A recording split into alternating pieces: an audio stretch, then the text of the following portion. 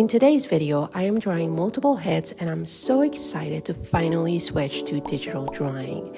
Yay, I finally made that decision and it took me a long time. Not gonna lie, it's been really hard for me to wrap my head around digital drawing. And since I've been always really hard on traditional, it's been not easy.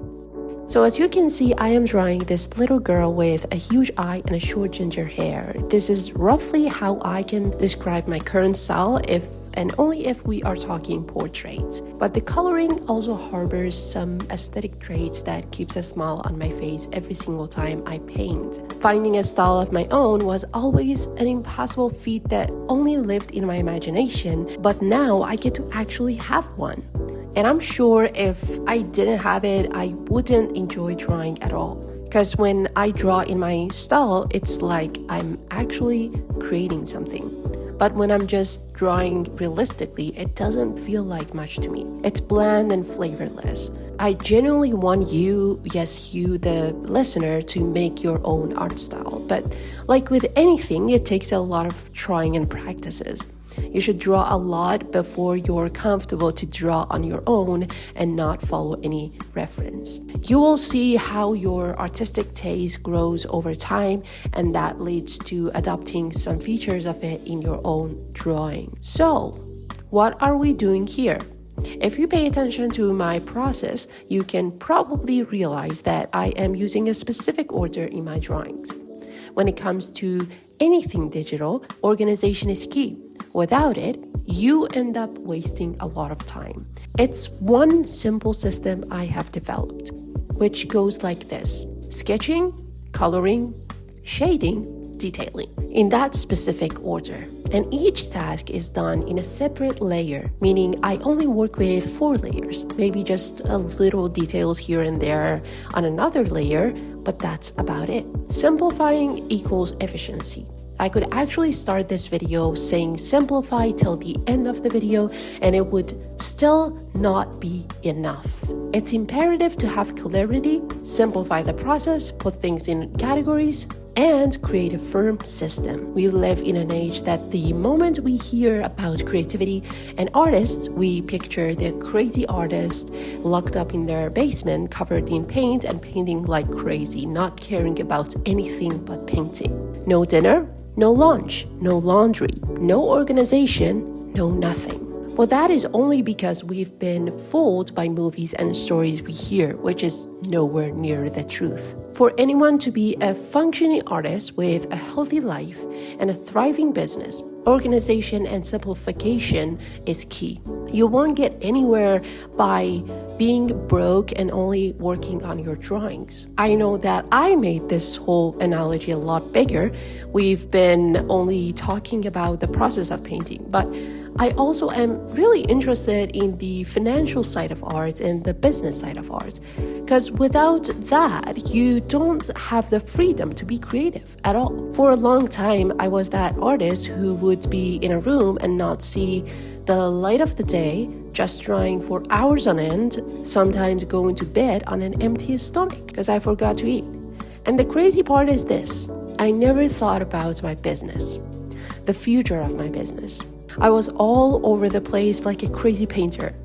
But somehow I managed to realize that it's never gonna work like that. That is not reality. It was my imagination I was living in. Just my imagination. I was living in my head, but I figured that it's all a mess. It shouldn't be like that. Art is more about business than the joy or the razzmatazz of doing it. It should be treated like tasks that you need to put in order. It should be productive. It should have a value beyond the enjoyment you have in the process. You need to put aside all of the limiting belief about art business. I am almost certain that artists have the highest potential to become millionaires.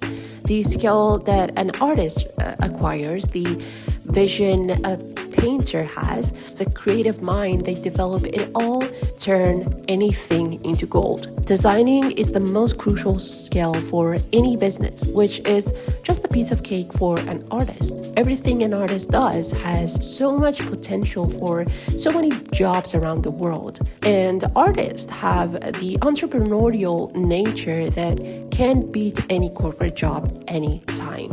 But the problem is this: art is underrated. We think of the starving artist every time we think about art. There are so many things you can do with art, but most artists don't have so much want or will to do much with their arts. That is not art's problem, that is artist's problem, which is slowly fading away. Every day I see more and more business-minded artists, and that makes me happy. Just the other day, I found a video of an artist that made a whopping 100 grand making stickers. How crazy is that? I honestly can't say this enough. Artists are wasting their skill when they can put it into use. They are only drawing for the sake of drawing with no business thought behind it. At least most of them. They can make so many types of product, but they are too scared to monetize their skill. If you don't make anything useful out of your art, then why you draw at all is just a mystery of the world. But of course, it's that selfish drive, the joy of painting and drawing. The days are gone when people were interested in staring at a painting or hanging a masterpiece in a museum. That was for the people of the past and maybe movies, not for us. That is why I believe that smart artists are on their way to becoming a millionaire. And it's no joke, starving artists are, for the past, they're long gone. So saying all of that is to tell you about the power of planning and systemizing your tasks. And remember, it all starts with the simplest, tiniest task, like the painting process, like organizing your painting layers. It all adds up. So now let's talk about the painting. So I use only one brush, and there is two reasons for that. A, I want to reduce the amount of time I waste on deciding for different brushes. B, I can do everything with this one brush. It's great for sketching. It has a nice looking texture to it, which makes it feel like I am working with a physical pencil. It is also great for coloring. You can simply increase the size and it works wonders. And most importantly, it's great for adding texture in the end. What do I mean by that? So this is how it works. If you tilt your Apple Pencil and try to make a stroke, it appears as a nice graphite texture, which you can see here in my drawings.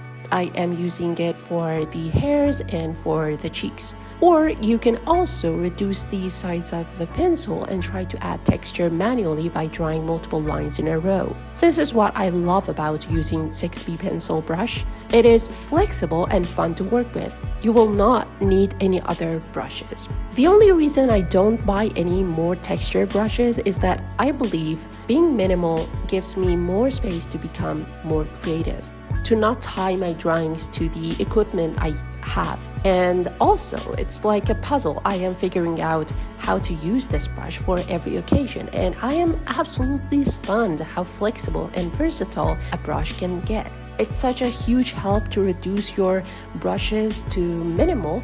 I think I talked about this concept in the Ultimate Guide to Watercolor tutorial video.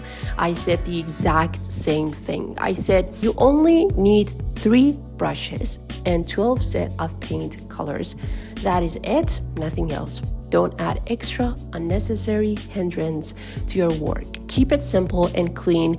Be productive with your time. Don't waste your time wandering around. This way, you will gain an astonishing level of mental clarity that you would be forever grateful for. It's not only applicable to art, it's imperative for everything you do. Even when it comes to planning and making to-do lists, be minimal in the varieties of tasks you choose in a day. You need to keep the flow going, So don't just jump around tasks. Be more mindful when you are planning your everyday. Batch producing is also another way to make everything more efficient.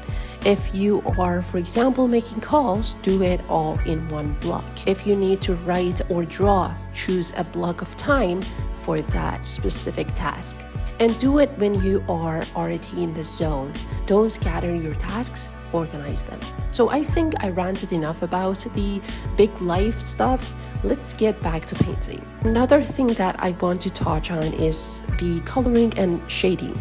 The process goes like this: lay out the basic colors, then try to add more details and shading to it. After all of that, keep on rotating the drawing and look for things that you can add to it to make it look better. And voila, your drawing is done. There's no complexity, no confusion, no waste of time. And if you have any further questions about digital drawings, just comment it and I am going to respond to it as soon as I can. And if you learned something from this video, give it a thumbs up and hit the subscribe button. This would help me a lot because I've been making videos consistently, but my channel isn't really growing so much. This is just a great way to support me if you actually care. And that is it. Thank you for being with me and listening to my rant, and I will see you in that video. Have a nice week.